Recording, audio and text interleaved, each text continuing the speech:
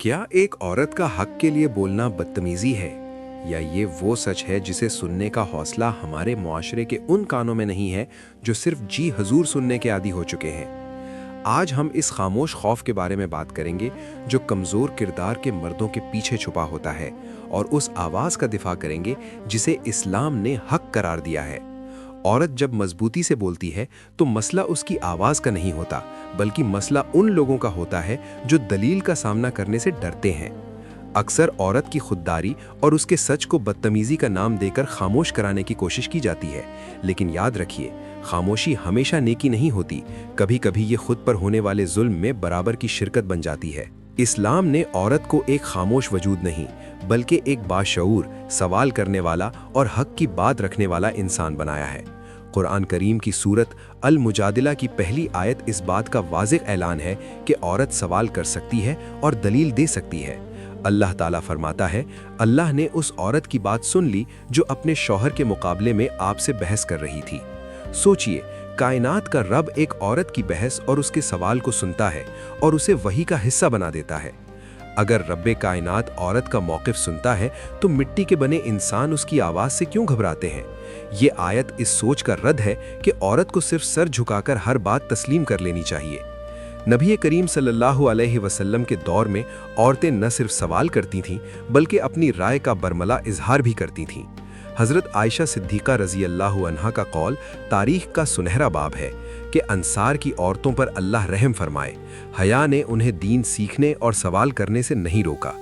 इसी तरह हज़रत उमर फ़ारूक रज़ी अल्लाहु अन्ह के दौर का वो वाक़या याद करें जब एक खातून ने भरे मजमे में महर की हद मुकर्रर करने पर खलीफा वक्त को टोक दिया था। हज़रत उमर ने अपनी गलती तस्लीम की और फरमाया, औरत ने सही कहा और उमर से गलती हुई। ये है वो मकाम जो इस्लाम ने औरत की आवाज़ को दिया है। आखिर क्यों एक मजबूत औरत अक्सर नागवार गुजरती है? इसकी वजह इनसिक्योरिटी है। एक कमज़ोर ईमान और नापुख्ता किरदार वाला मर्द औरत की दलील से उलझ जाता है और उसकी खुददारी को बदतमीजी समझने लगता है। क्योंकि मजबूत औरत हद मुकर्रर करना जानती है, वो नाइंसाफ़ी पर खामोश नहीं रहती।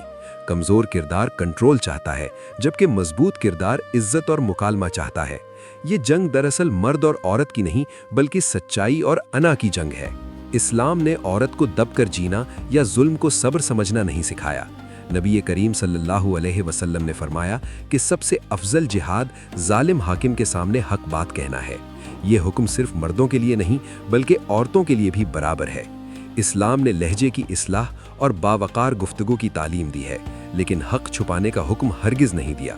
कुरान कहता है, लोगों से अच्छी बात करो, और अच्छी बात का मतलब खामोशी नहीं, बल्कि सच और इखलाक के साथ अपना मौक़िफ़ पेश करना है। एक खामोश औरत अक्सर नज़रअंदाज करती जाती है। उसके सब्र को कमज़ोरी समझ लिया जाता है और उसके ज़ख्म कभी नहीं देखे जाते।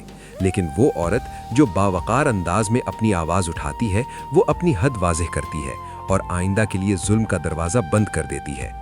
औरत की मजबूत गुफ्तगू का मतलब चीखना, चिल्लाना या बदज़बानी नहीं है, बल्कि साफ, वाज़ेह और गैर मुबहिम बात करना है, जो रिश्ते में तवाज़ुन पैदा करती है। आखिर में ये समझना ज़रूरी है कि औरत की आवाज़ की मजबूती मर्द को छोटा नहीं करती, बल्कि एक सेहतमंद मुआशरे की बुनियाद रखती है। रिश्ते खौफ पर नहीं, बल्कि बाहमी एहतराम और मुशावरत पर कायम होने चाहिए। औरत को बराबरी और वक़ार के साथ बोलना चाहिए, ताकि कमज़ोर ईमान बेनकाब हो और हक़ को पहचाना जा सके। अगर आपको ये तहरीर और वीडियो पसंद आई है तो इसे उन लोगों तक ज़रूर पहुँचाएं जो समझते हैं कि औरत का खामोश रहना ही उसकी सबसे बड़ी नेकी है। अपने ख्यालात का इजहार कमेंट्स में ज़रूर करें और हमारे चैनल को सब्सक्राइब करें। अल्लाह हमें हक़ कहने और सुनने की तौफीक अता फरमाए। आमीन।